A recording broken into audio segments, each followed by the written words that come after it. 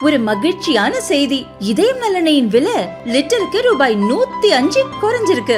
September 2023ல 1 litre இதயம் நலனையின் அதிகபட்ச விலை ரூபாய் 503. ஆனா இப்ப 1 லிட்டர் இதயம் நலனையின் விலை ரூபாய் 398 மட்டும்தான் தமிழ்நாட்டுல.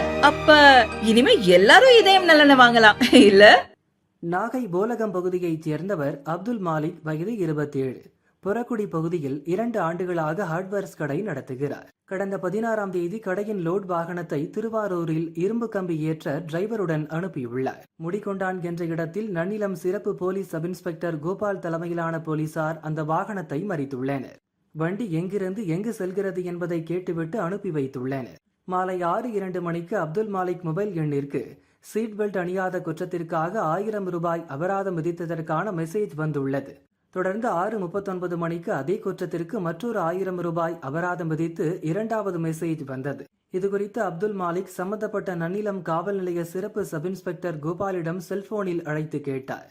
என்னடா இவ்வளவு ப்ராப்பரா பண்றது? பெரிய மேட்டர் இல்ல, எல்லா வண்டியும் போடுறதுதான். அது பிரச்சனை இல்ல சார், இருந்தாலும் நம்ம எல்லா வண்டியும் போடுறது. நமக்கு வண்டி மட்டும் கிடையாது சார். ஒரு நாளைக்கு 500 கேஸ் போடுங்கிறாங்க. நாங்க போடுறது இல்ல. மிஞ்சி போனா ஒரு 50 கேஸ், இப்ப எல்லாம் 40 கேஸ் 30 கேஸ் தான். 500 போடுங்கிறாங்க ஒரு நாளைக்கு மேல.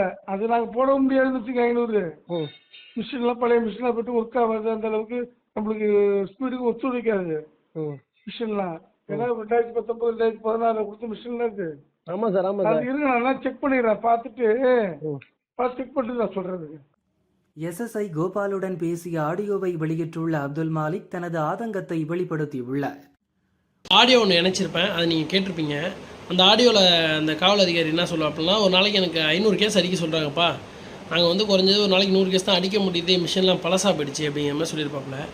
அந்த அந்த கம்பி எடுத்துகிட்டு வந்ததில் எனக்கு கிடைக்கக்கூடிய லாபம் 1500 ரூபா. இந்த 1500 ரூபா லாபத்தில் வாகனம் ஓட்டிக்கு 500 ரூபா கொடுத்தது, இப்போ டீசல் 600 ரூபா போக மீதி எனக்கு இருக்கிறது 400 ரூபா. அந்த 400 ரூபா லாபத்தை சம்பாதிக்கிறதுக்காக அரசாங்கத்துக்கு வந்து 2000 ரூபா அவதாரம் செலுத்துகிற மாதிரி இருக்குது. இப்படி எல்லா பேப்பரும் கரெக்டாக வச்சுருந்து அரசாங்கத்துக்கு சட்டத்திட்டத்துக்கெலாம் உட்பட்டு இருக்கிற நமக்கே இப்படி ஃபைன் போட்டாங்கன்னா, இப்போ இருக்கிற பொருளாதார நெருக்கடியில் நம்ம எப்படி மேனேஜ் பண்ணுறது, எப்படி சம்பாதிக்கிறது? ஒரு பக்கம் GST அது இது அப்படின்னு சொல்லி அவங்க ஒரு பக்கம் நம்மளை சுரண்டுறாங்க.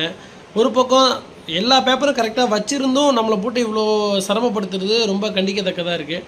இந்த வீடியோ பார்த்து உயரதிகாரிகள் வந்து தக்க நடவடிக்கை எடுக்கணும்னு நான் மிக தாழ்மையுடன் கேட்டுக்கொள்கிறேன். ஒரே வண்டிக்கு 2 முறை அபராதம் விதித்ததுடன் அதற்கு போலீஸ் சொன்ன காரணம் மக்களிடையே அதிர்ச்சியை ஏற்படுத்தியுள்ளது. இது தொடர்பான ஆடியோ வீடியோ சோசியல் மீடியாவில் இப்போது வைரலாகி வருகிறது.